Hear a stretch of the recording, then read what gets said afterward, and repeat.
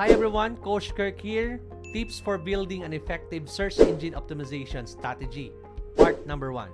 Make your content user-friendly. It is essential to learn about personas and user trends in addition to the technical sides of SEO because eventually SEO is about people. Plan your homepage navigation and site hierarchy. Your site's navigation and hierarchy are meaningful to the rankings of your web page online.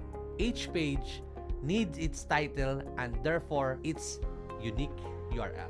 Remember that URLs help create your website page list and navigation. Your website homepage navigation gives your readers an idea of how your site is structured, the drop-downs of main pages, and flow of your website. Provide readers with what they want.